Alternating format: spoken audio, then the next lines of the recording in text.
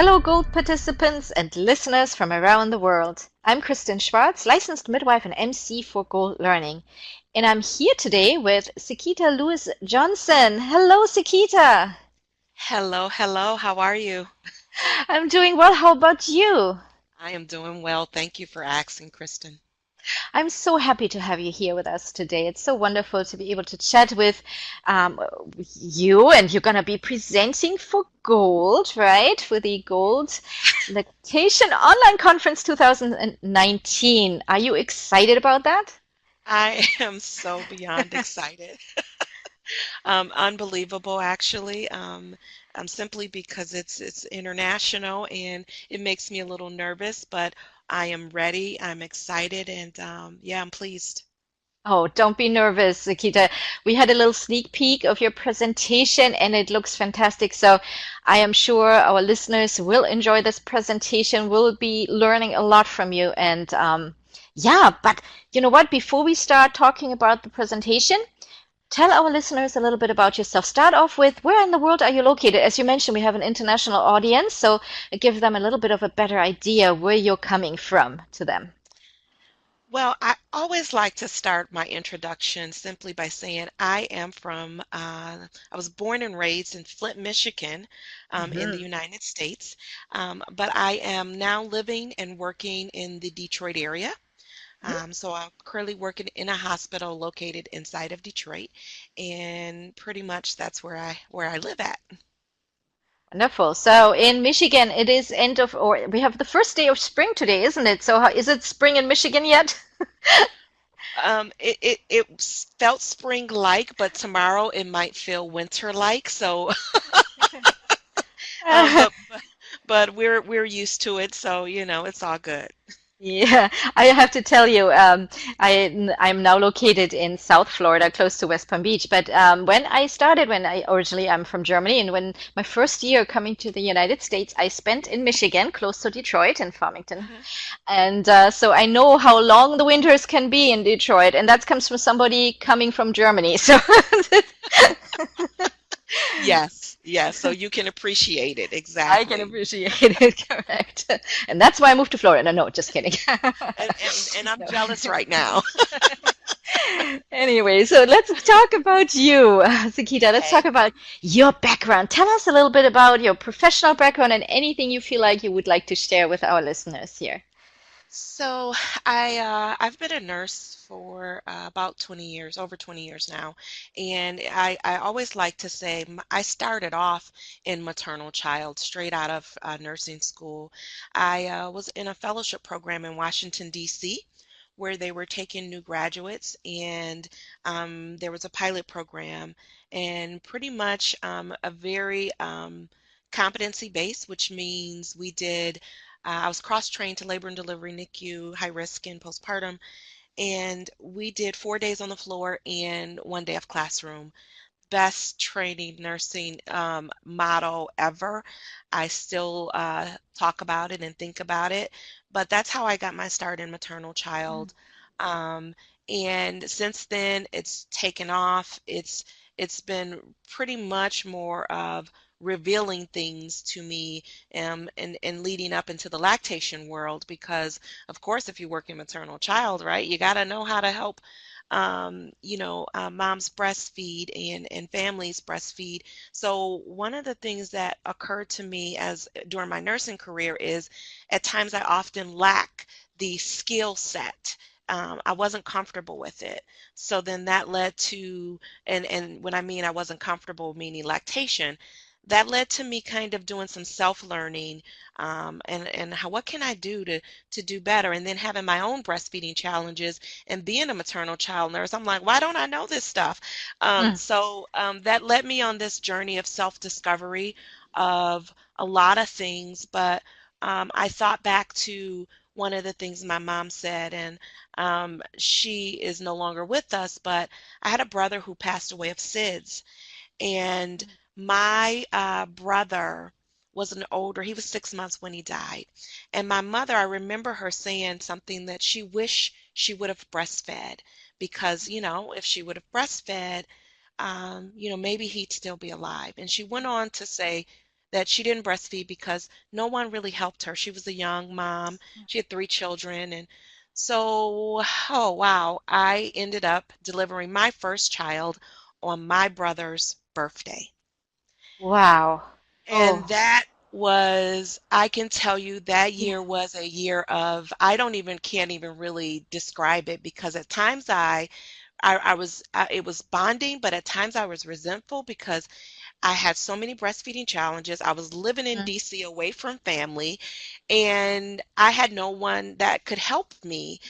right. And it was almost like I have to breastfeed. And believe it or not, the only thing on my radar Mhm. was, okay, I have to breastfeed because I don't want her to die of SIDS. I knew all the other benefits, but that year alone, I believe Jumpstart, it kind of led to this catalyst of, wow, this is challenging, and I don't want anybody else to be this challenged. If I'm this challenged as a nurse, whoa. And so that kind of just led me down this path of where I am today. Wow. Well, let me start off with saying I'm so sorry for the loss of your brother. I mean, that must have been so hard for your mom and for the whole entire Yes. family.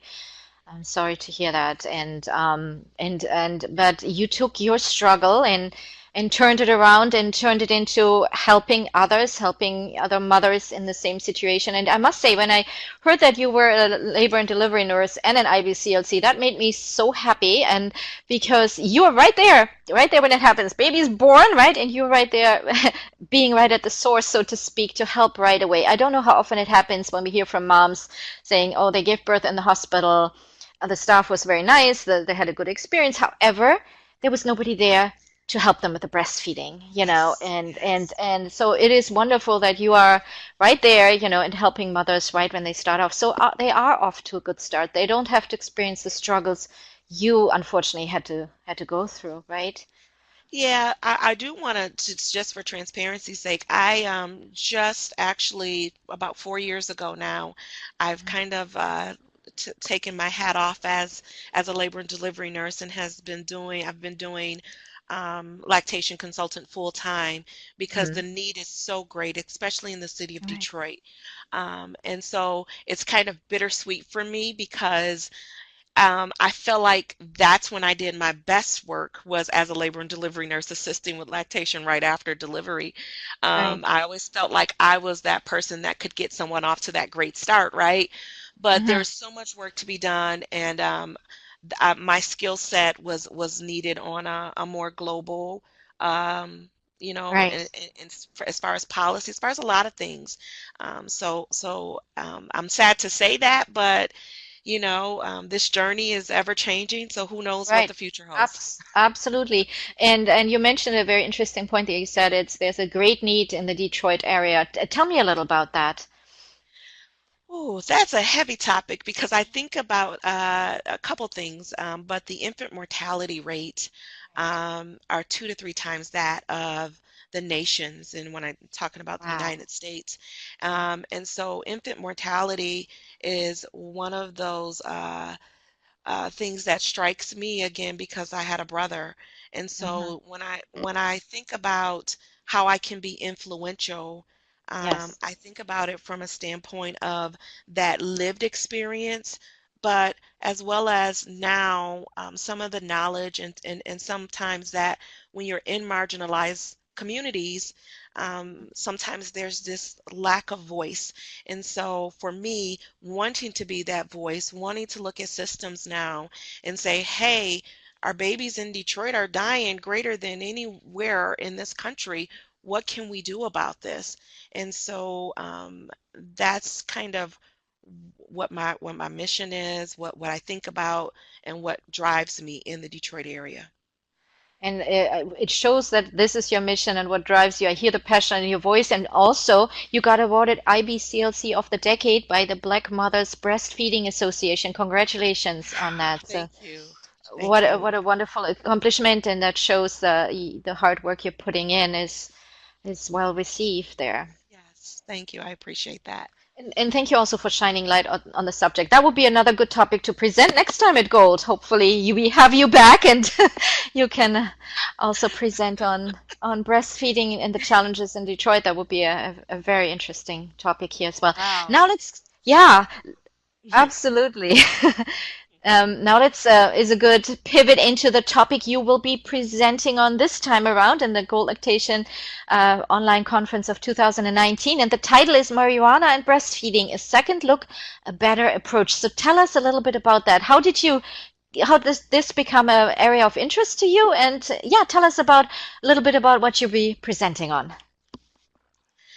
So, I want to preface this before I start is that everything I do, anything I do, and I believe that anything anyone does in healthcare should be from a pretty much an informed conversation and consent. And so now we're at this state of uncertainty about, is marijuana safe? Is it not? What's going on? We know the benefits of breastfeeding.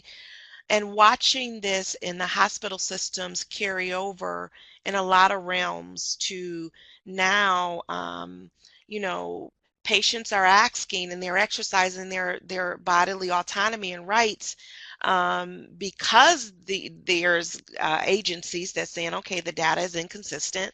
What do you do? And so navigating this uncertainty is almost a daily thing now, when it comes to someone asking a question, or when it comes to me seeing charting things like mother was told not to breastfeed. Not to breastfeed. She's positive for marijuana. So when you see things like that, you wonder, what was that conversation like? And I've been told several things by patients of things that was said to them that just wasn't true. And so I just think that there's a better approach as we're in this area of uncertainty, and that there's some key things that we need to be cognizant of. And in this uncertainty, that people will make the best decisions for themselves once they're given all of the information. But because social media and because information is at the click of a finger, it behooves us to not be upfront and honest with clients and pretty much just or patients and telling them, nope, you can't do this, Right. when they can very well look it up online. And so there's all sorts of standpoints that I think about. I think about how there are certain populations who won't trust healthcare, and I Mhm. think, well, how will anybody trust healthcare if we can't have open dialogue, and if we can't say this is what we know and this is what we Right. don't know, Right. and make your decision based on your circumstances and your situations. And that's what I but it's so much uncertainty from Uh, even nurses, like, what do I chart and how do I do this? And Right. everyone's kind of afraid because of the Yes. legal ramifications. And so while it's all understandable, we have patients and families caught up in the middle of this, and we Right. need to be mindful of that.